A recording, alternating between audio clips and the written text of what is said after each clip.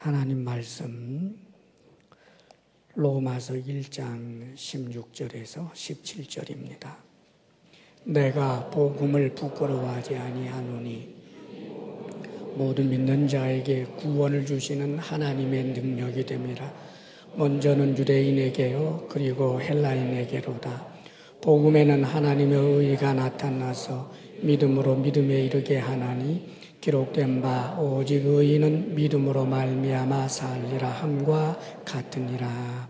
아멘. 복음은 인생의 모든 문제를 해결하신 예수 그리스도의 십자가의 승리, 이렇게 정의를 내려볼 수 있습니다. 인생이 가지고 있는 그 어떤 문제도 해결한다는 것이죠. 이 복음은 사람이 가지고 있는 살아서의 그 모든 비참한 문제들을 해결할 뿐만 아니라 또 죽음의 문제, 그리고 죽고 난 다음에 심판 문제, 그래서 지옥에 가는 것이 아니라 영원한 천국에까지 이르게 하는 놀라운 하나님의 능력입니다. 사실 인간은 이런 인간의 그 비참함을 보게 되면 제 아무리 잘 살고 또 여러 가지 명예나 부귀를 누린다고 해도 인간이 가지고 있는 인간의 힘으로 도저히 해결할 수 없는 이 죽음의 문제와 죽음 이후에 심판, 지옥을 생각하게 되면 인간은 그 실존 자체가 비참하다고밖에 말할 수밖에 없습니다. 그런데 복음이라고 하는 그 말 자체가 복된 소식입니다. 우리 인간을 이런 비참함에서부터 구원해내는 소식이라는 말이지요. 헤어날 길 없는 암에서 어떤 탁월한 100% 치료를 받을 수 있는 약이 개발되었다면 그것이 복된 소식인 것처럼 인간이 가지고 있는 이 비참한 문제를 해결할 수 있는 문이 열렸다는 복된 소식입니다. 그것이 바로 예수 그리스도 안에 있는 복음인 것입니다. 할렐루야. 자, 그런데 많은 그리스도인들이 이 복음을 제대로 누리지 못하고 있습니다.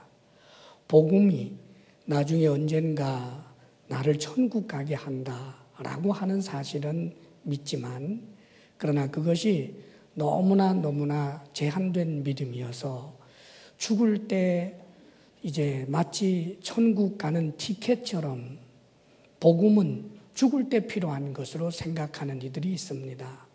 사실상은 내 삶의 현실적인 문제, 내가 당면에 있어서 눈물 흘릴 수밖에 없는 그 어려움, 내 건강의 문제, 내 자녀의 문제, 직장 문제, 일터 문제, 경제적인 이 곤고와 고통에서의 정말 허덕이면서 살아가는 이런 실존적인 내 삶의 문제들, 여기에 대해서는 별로 복음을 누릴 줄 모릅니다. 다만 기껏해야 나중에 천국에 갈 수 있으니까 지금이 아무리 힘들면 어떠리, 힘들지만 나중에 천국 갈 것을 소망하면서 인내하고 버텨내기까지는 하는데 그저 그 정도까지라고 생각을 합니다. 그러나 사랑하는 여러분, 결코 복음은 그렇게 연약한 것이 아닙니다. 복음은 내 현실의 어떤 불행도 오히려 행복으로 바꾸어 놓을 수 있는 능력이 있습니다. 그러므로 그리스도인이 복음을 누리면서 살지 못하는 것은 얼마나 안타까운 일인지 모릅니다. 마치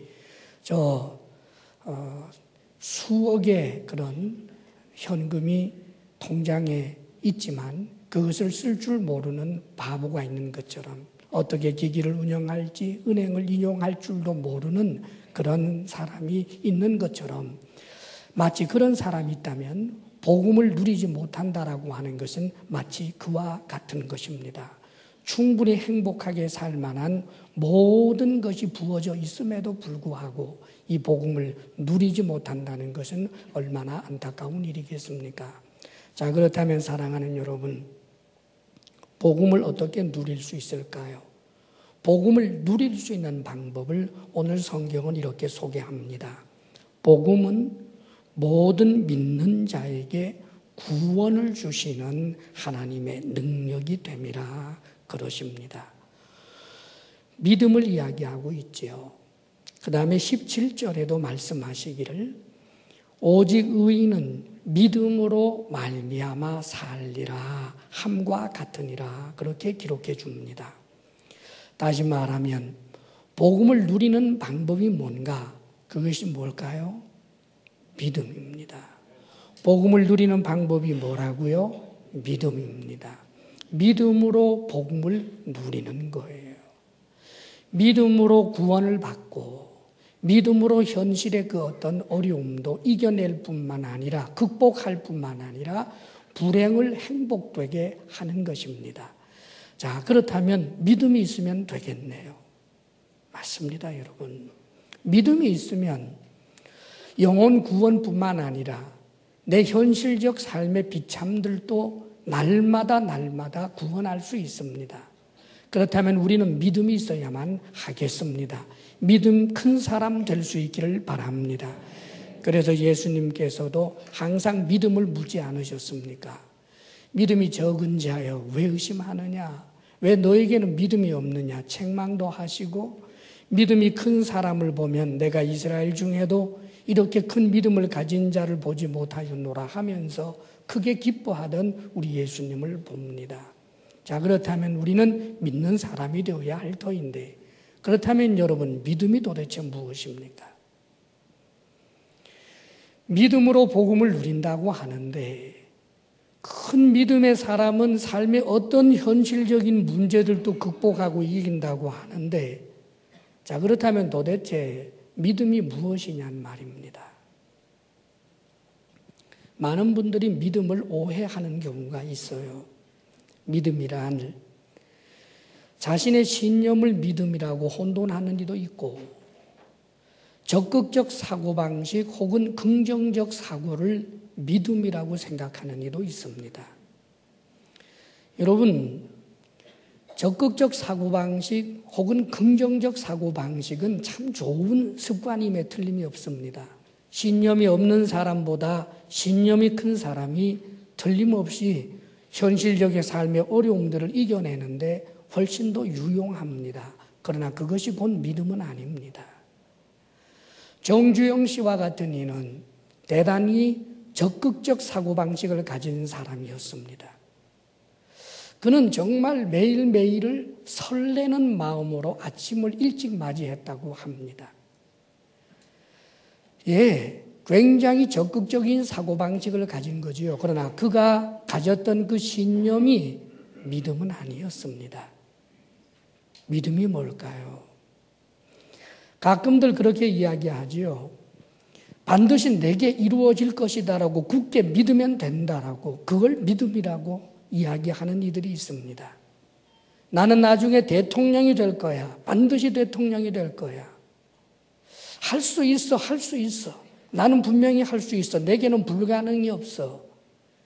그래서 전혀 의심하지 않고 굳게 믿으면 그게 믿음이라고, 그게 성경적인 믿음이라고 생각하는 이들이 있습니다.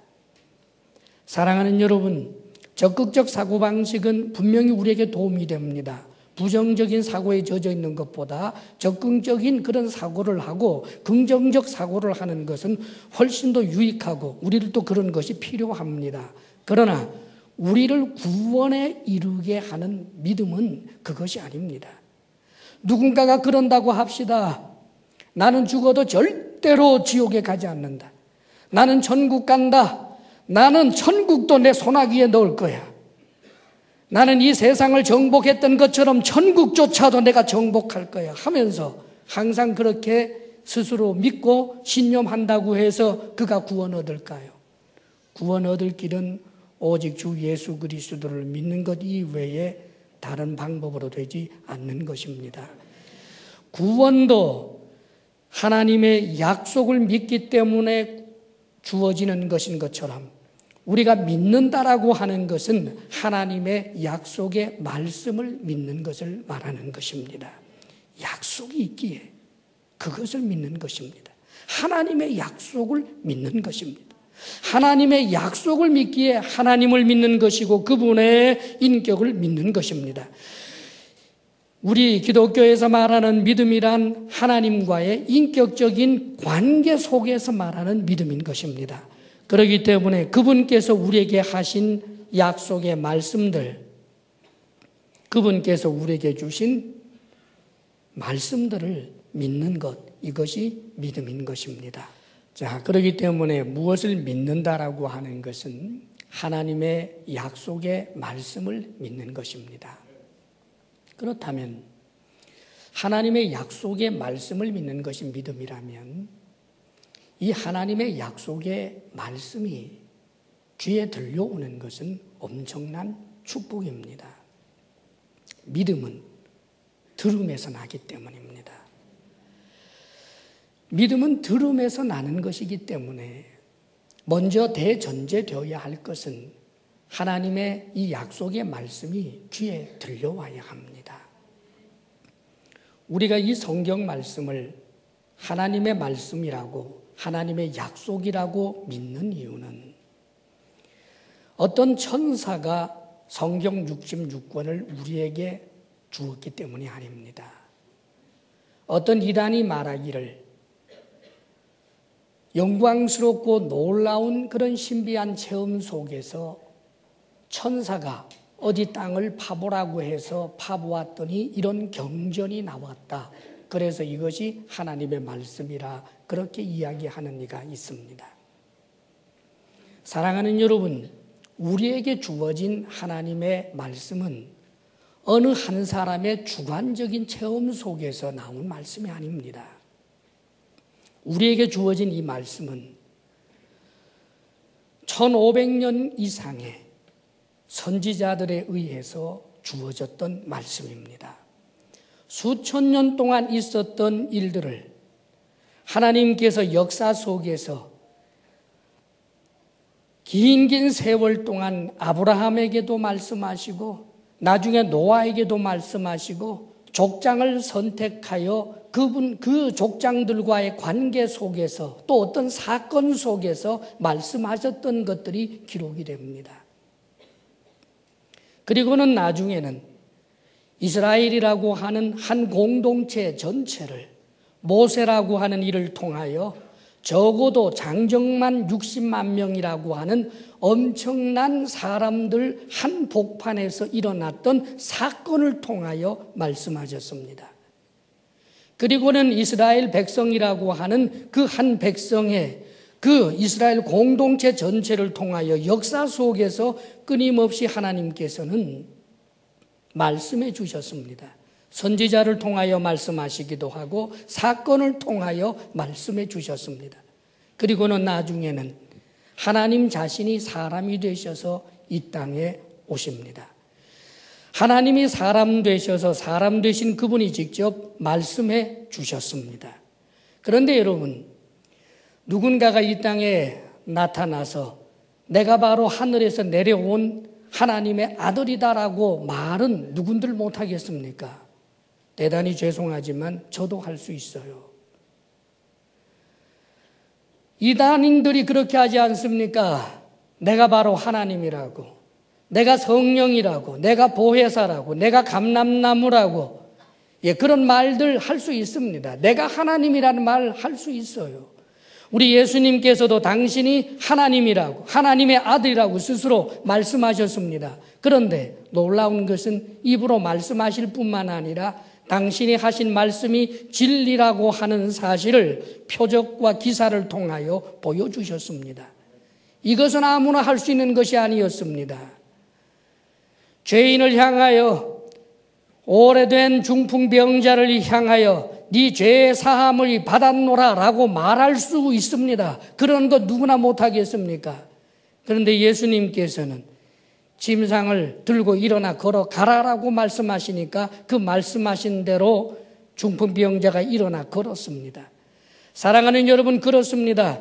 내가 하나님이다라고 말씀하실 뿐만 아니라 당신이 하나님이라고 하는 사실을 오병이어의 기적을 통하여 보여주셨습니다. 죽은 자를 살림으로 보여주셨습니다. 뿐만 아니라 저 바람과 바다를 꾸짖어서 잔잔하게 하시는 그런 모든 역사를 통하여 그의 주변에 있었던 몇몇 사람만 아니라 수천 수만의 사람들이 눈에 보는 일로 우리 예수님은 당신이 하나님의 아들이라고 하는 사실을 말씀하셨습니다. 그리고는 당신께서는 죽으신다 하셨고 죽으신 이후에 부활하시겠다라고 말씀하셨는데 말씀하신 대로 부활하시고 500여 명의 사람들이 일시에 보는 자리에서 승천하셨습니다. 사랑하는 여러분, 우리에게 주어진 하나님의 말씀은 어떤 누군가가 기가 막힌 신비하고 몽롱한 체험을 해서 66권 완성된 성경을 준 것이 아니라 수천 년 역사 가운데서 사건과 사건을 통하여 말씀하시고 대대로 수천 년 동안 선지자들을 세워서 말씀하시고 나중에는 예수님이 직접 말씀하시고 그 예수님을 직접 눈으로 경험한 사도들에 의하여 기록되어진 성경, 이것이 바로 하나님의 말씀인 것입니다. 우리는 이 성경 말씀, 이 약속의 말씀을 믿는 것입니다. 믿음이란 바로 그것입니다. 성경에 예수님께서 하나님의 아들이라 하셨으니 우리가 하나님의 아들 예수님을 믿는 것입니다. 하나님이 세상을 이처럼 사랑하사 성경이 그렇게 말씀하시니까 하나님이 우리를 사랑하신다라고 하는 것을 믿는 것입니다. 성경에 기록되어 있는 이 하나님의 말씀을 믿는 것, 이것이 바로 믿음인 것입니다. 여러분, 사랑하는 여러분, 꼭 믿음 있는 사람들이 되시기를 바랍니다. 그런데 때때로 이 하나님의 말씀이 들려서, 귀에 들려서 들림으로 인하여 믿음이 생겼고 그래서 구원의 백성이 되었는데 안타깝게도 이미 들려서 하나님의 말씀이 들려서 믿은 이들 중에 때때로 삶이 힘들고 어려울 때 하나님의 말씀이 귀에 들려오지 않을 때가 있습니다. 성경을 펴서 읽을 때 눈으로는 읽었으나 하나님의 놀라운 역사로 이 말씀이 귀에 들려와서 내 마음에 꽂히는 능력 있는 하나님의 말씀으로 들린 적이 있었는데 언젠가 선포되는 하나님의 말씀 가운데 하나님의 음성이 들려오듯이 그 말씀이 내 마음속에 믿어졌는데 내게 위로가 되고 내게 힘이 되고 내게 능력이 되고 구원의 소망을 가지게 하는 하나님의 말씀이었는데 어느 순간부터 하나님의 말씀이 귀에 들려오지 않는다면 얼마나 불행한 일이겠습니까, 여러분?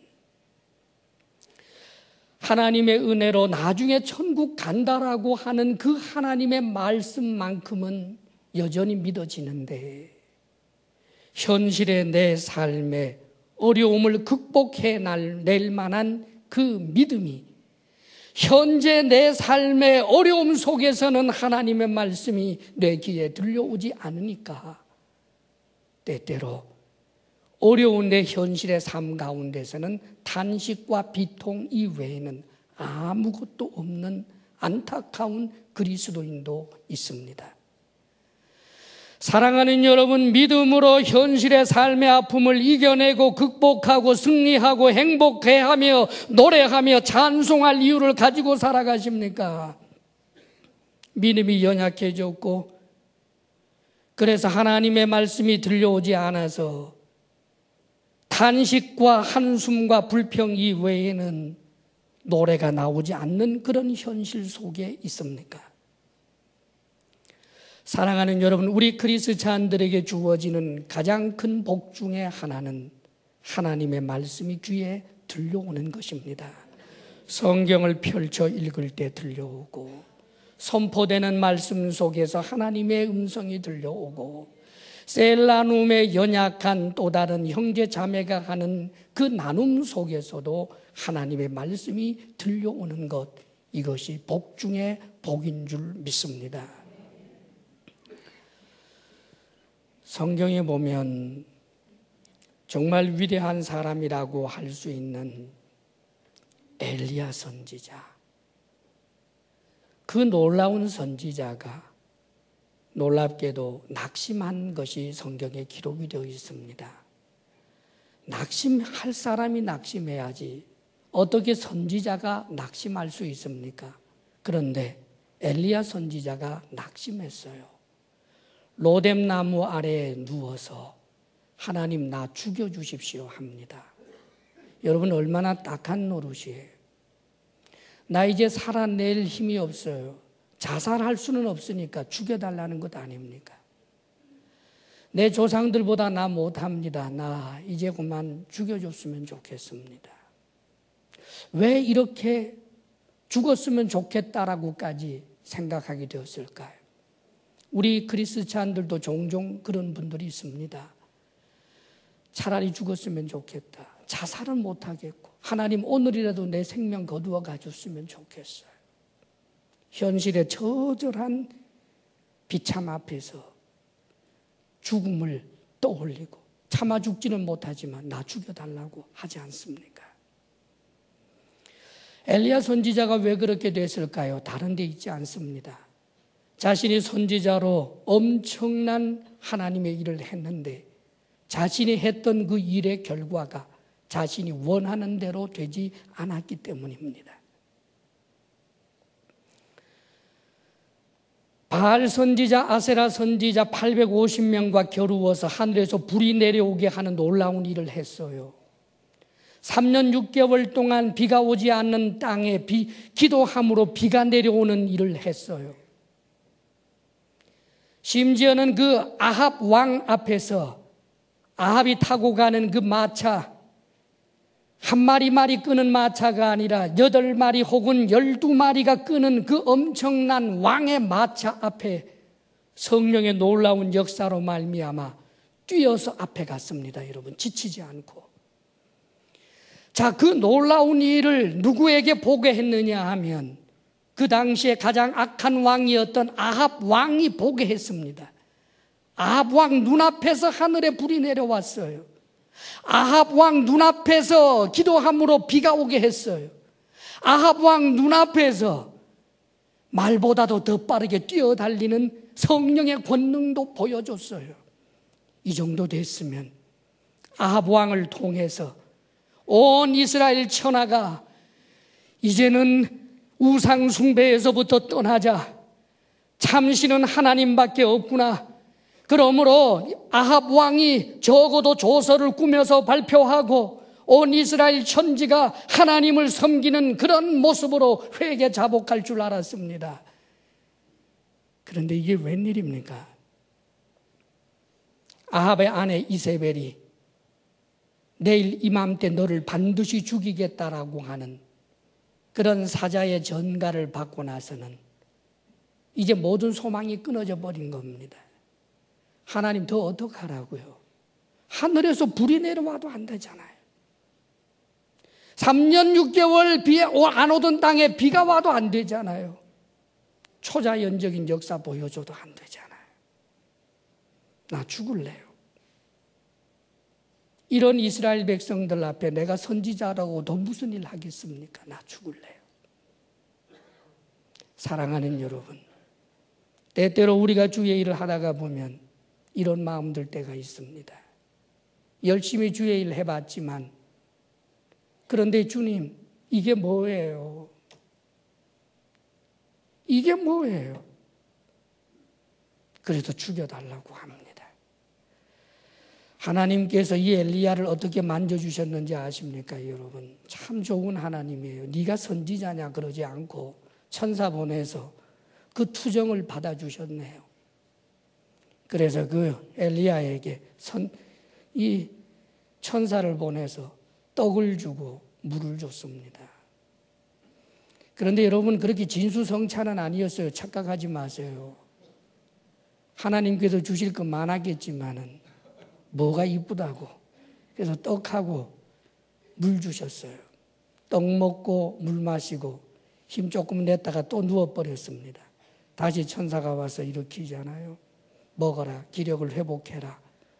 그래서 다시 한번 떡 먹고 물 마시고 기력을 회복하고 난 다음에 조금 기력이 회복이 되니까 엘리야 선지자가 어디로 갑니까? 호렙산으로 가요. 왜요? 죽을 자리 찾아서. 힘 좀 얻으니까 죽을 자리 찾아가는 거예요.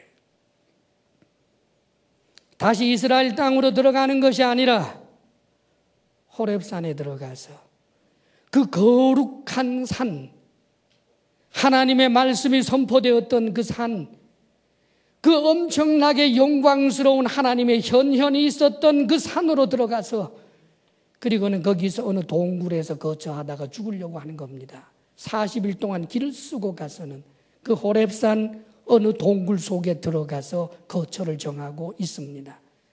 하나님께서 동굴에 거하고 있는 이 엘리야에게 말씀하지 않아요?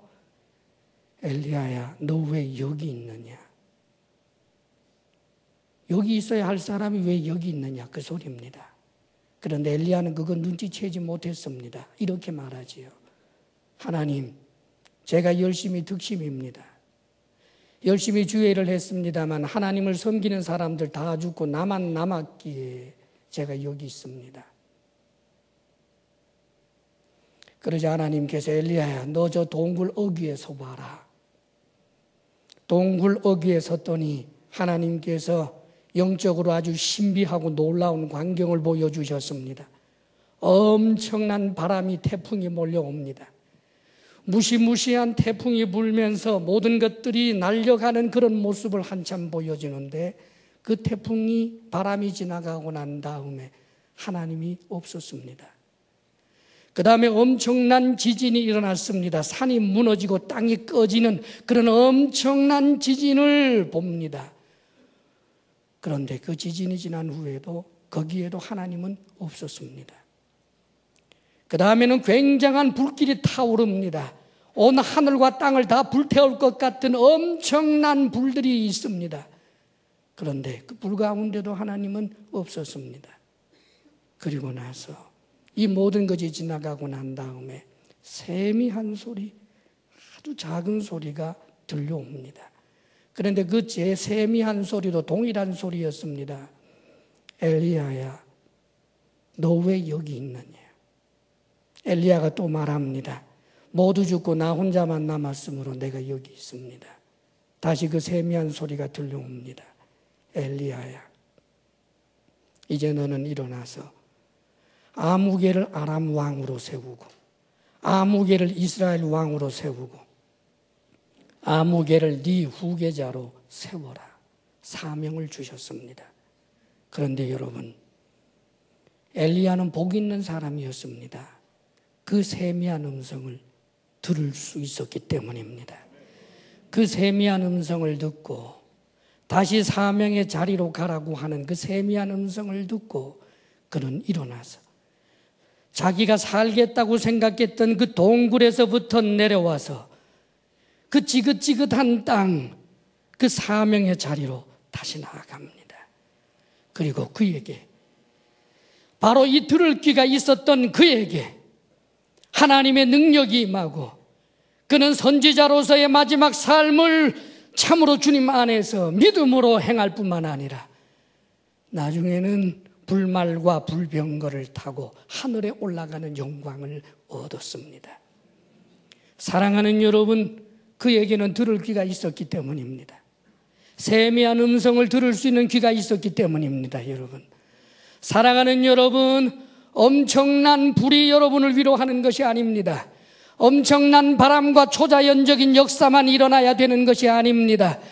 여러분들에게 진정한 것, 필요한 것은 하나님의 음성, 세미하지만 들려오는 하나님의 음성입니다. 쉽게 생각하고 귀를 막아버릴 수 있는 그 세미한 음성을 들을 수 있는 그 귀 말입니다. 오늘도 하나님께서는 저와 여러분들에게 이런 세미한 음성을 들을 수 있는 그런 자리들을 얼마나 많이 마련해 주는지 모릅니다. 때때로는 선포되는 말씀으로, 때때로는 성경으로, 때때로는 셀 모임을 통하여, 때때로는 여러분들이 외워두었던 한 구절의 성경 말씀을 통하여 여러분들의 삶의 정황 속에서 그 말씀들이 여러분 귀 속으로 파고 들어올 때가 있습니다. 너무나 세미하지만 그것을 무시해서는 안 되는 것입니다.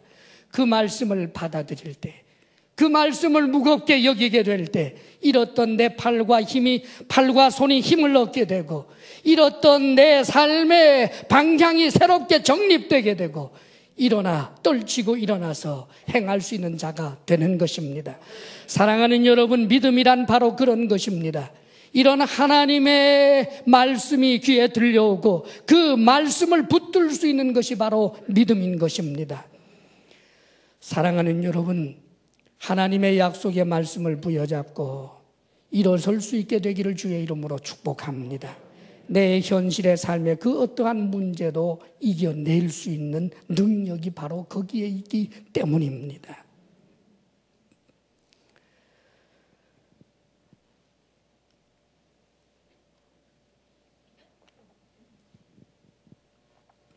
하나님의 약속의 말씀이야 얼마나 많겠습니까? 그 하나님의 약속의 수많은 말씀들 가운데 우리가 잊지 않아야 할 한 가지만 말씀을 드리려고 합니다. 그것은 이 성경 말씀을 근거로 해서 하나님은 나를 사랑하신다. 하나님은 나와 함께 하신다. 하나님은 나를 인도하신다. 이것을 믿으시기를 바랍니다. 그것은 하나님의 약속의 말씀이기 때문입니다. 하나님이 나를 사랑하신다. 내 정서의 문제가 아닙니다. 내가 하나님께 사랑받을 만하다 해서 하나님이 나를 사랑하고, 내가 하나님께 사랑받을 자격이 없다라고 내 정서가 어두워져서 하나님의 사랑이 간곳 없어지는 그런 것 아닙니다. 하나님이 세상을 이처럼 사랑하사 독생자를 주셨으니, 그렇습니다 여러분. 하나님의 약속을 근거로 해서 하나님의 사랑을 믿는 것입니다. 하나님이 나와 함께 하신다. 약속을 근거로 하여 하나님이 나와 함께 하신다는 것을 믿는 것입니다. 내가 뜻하는 대로 일이 잘 될 때는 하나님이 함께 하는 것 같고, 내가 뜻하는 대로 일이 잘 되지 않을 때는 하나님이 나를 버린 것 같고, 그것이 아닙니다. 하나님의 약속을 근거로 해서 하나님이 나와 함께 하신다. 하나님이 나를 인도하신다. 이것을 믿는 것이 믿음인 것입니다. 여러분들이 요셉을 너무나 잘 압니다. 요셉은 비전의 사람, 꿈의 사람이라고들 이야기하지요. 그런데 여러분, 한 가지들 오해하고 있습니다. 요셉이 애굽의 총리가 되고 성공적인 삶을 살았던 것은 그가 비전이 있었기 때문이라고들 흔히 이야기합니다. 그런데 여러분, 부분적으로만 맞는 것입니다. 흔히들 요셉처럼 비전을 가져라, 꿈을 가져라 그렇게 말할 때가 많습니다. 내 어린 자녀들을 보면서, 사랑스러운 새벽 이슬과 같은 청년들을 보면서 비전이 있니? 너 비전이 뭐냐? 너 꿈이 있니? 너 꿈이 뭐냐? 그래서 꿈을 잘 모르겠다라고 말하면 꿈이 있어야지, 젊은이가 비전이 있어야지, 꿈이 있어야지 그렇게 말합니다. 사랑하는 여러분, 이렇게 말하는 그 비전과 꿈은 조금 전에 말했던 적극적 사고방식에서부터 나오는 것입니다. 예, 그것은 좋은 것입니다. 비전이 있는 것 필요합니다. 그러나 요셉이 가졌던 비전은 그런 것이 아닙니다. 요셉의 꿈은 스스로 꾼 것이 아니라 하나님이 약속의 말씀으로 주신 것입니다. 할렐루야. 하나님이 먼저 주신 꿈, 하나님이 먼저 주신 약속, 그것이 바로 요셉의 꿈이 되었고 요셉의 비전이 된 것입니다. 우리 그리스찬은 하나님의 말씀이 우리 꿈이어야 하고, 하나님의 말씀이, 하나님의 약속이 우리의 비전인 것입니다. 여러분, 하나님의 약속의 말씀을 그의 비전으로 품고 있었던 이 요셉은 그 비전을 선포하지 않습니까?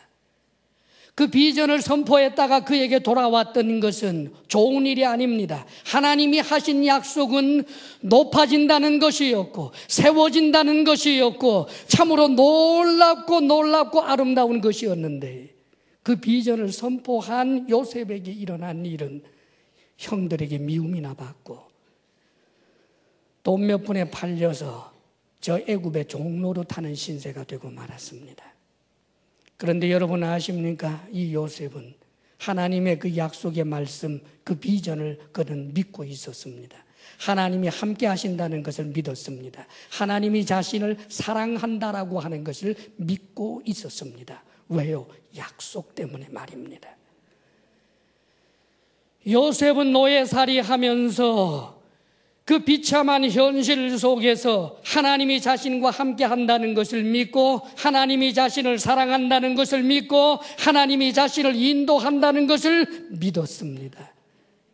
그러기에 그는 노예였지만, 외면은 노예였지만, 그러나 그의 내면은 노예가 아닙니다. 주인이었습니다. 오히려 주인보다 더 주인의식 가지고 더 열심히 그 가정 일을 돌보았습니다. 그의 입술에 찬송을 막을 자가 없었습니다. 어느 누구도 그 얼굴에 미소를 사라지게 할 수가 없었습니다. 하나님의 말씀대로 약속을 껴안고 살아갔던 그에게 그의 목줄을 쥐고 있는 여인이 나타납니다. 주인만 하나님 아닙니까? 노예를 죽일 수도 있고 살릴 수도 있는 주인만 하나님, 노예를 부유하게도 만들 수 있고 처참하게도 만들 수 있는 그 부인만 하나님이 동침하자고 하는데, 하나님 얼굴만을 바라보기로 결심한 요셉이었기 때문에 하나님의 말씀을 따라서 이 주인 마나님의 요청을 거절했습니다. 그 거절의 결과는 감옥이지요. 하나님의 말씀을 믿고 하나님의 말씀대로 살면 좋아져야지 왜 나빠집니까? 하나님의 비전을 품고 선포했더니 더 나빠지고, 그 비전을 따라 살았더니 더 나빠졌습니다. 우리의 삶에 이럴 때 많잖아요. 많은 성도들이 그럽니다. 하나님의 말씀대로 살라고 해서 살았더니 직장에서 쫓겨나게 됐습니다. 하나님의 말씀대로 더 열심히 예배 참석하라고 했더니 부부 사이가 더 어려워졌습니다. 하나님의 말씀대로 살았더니 좋은 게 없네요. 사랑하는 여러분, 그래서 하나님의 말씀대로는 살 수 없다고 그럽니다. 하나님의 말씀대로 산다라고 하는 것은 현실적으로 불가능한 거야. 예수를 믿으면 천국 가는 것은 믿지만 이 죄악 많은 세상에서 하나님의 말씀대로 살아서는 안 돼. 적당히 타협하고 적당히 어쩔 수 없잖아. 연약한 거 하나님 아시니까 죄 지은 것은 골방에 가서 하나님 잘못했습니다라고 용서 구하고 그러면서 살고, 내 수단 내 방법을 따라서 내 노력의 열매로 그저 이 땅에 필요한 거 공급받고, 이 땅에 어떤 재물을 얻기 위해서도 하나님을 통해서 얻는다라고 하는 것은 너무 순전한 이야기고, 때때로는 불의한 재물도 얻고 그래야 된다고들 합니다. 사랑하는 여러분, 승리의 영광, 삶의 승리의 영광은 그리스찬 모두에게 사실 주어진 것 아닙니다. 그리스찬 수많은 사람들이 부끄러운 구원에 이를 것이요, 그리스찬 가운데 소수의 사람이 내 현실의 삶 전부가 하나님께 영광의 면류관이 될 것입니다. 사랑하는 여러분, 저와 여러분이 그런 사람들이 될 수 있기를 바랍니다. 이 땅에 빛을 걸음을 살면서 간신히 내 영혼 구원받는 그런 정도로서의 삶이 아니라 온 삶을 믿음으로 살아서 처절한 가난도 믿음 속에서 노래하고, 엄청난 질병의 고통 가운데서도 믿음으로 하나님께 노래하고, 감사를 찾아낼 길 없지만 감사를 찾아 하나님께 영광을 돌리며, 그 가운데서 내 현실의 풍랑이 많은 그런 바다와 같은 내 삶 한복판에서 하나님의 놀라운 역사들을 경험하며 간증거리를 풍성하게 만들며 그렇게 살다가 어느 날 저와 여러분에게 죽음이 다가오게 될 때 가쁜 호흡을 몰아쉬면서 하나님, 내가 달려갈 길을 달렸습니다. 내게 면류관이 예비되었음을 믿습니다. 내 영혼을 아버지 손에 부탁하나이다. 이럴 수 있는 사람, 우리들이 될 수 있기를 바랍니다. 복음을 누린다는 것은 바로 이런 것입니다.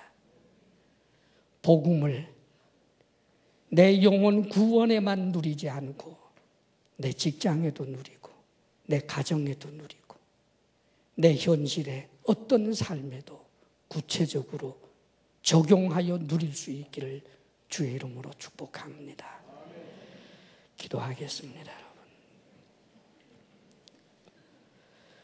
이 시간 주님 앞에 간절히 결단하며 기도하겠습니다. 하나님, 믿는 자가 되게 하여 달라고 기도하십시오. 하나님의 약속에 말씀이 들려오게 하시고 그 약속의 말씀을 듣고 믿는 자 되게 하시사 믿음으로 내 삶에 적용되어 복음을 누리며 살아가는 우리가 되게 해 주옵소서. 아버지 하나님, 도와주시기를 원합니다. 믿음 없는 우리들을 믿음 있는 자 되게 하여 주옵소서.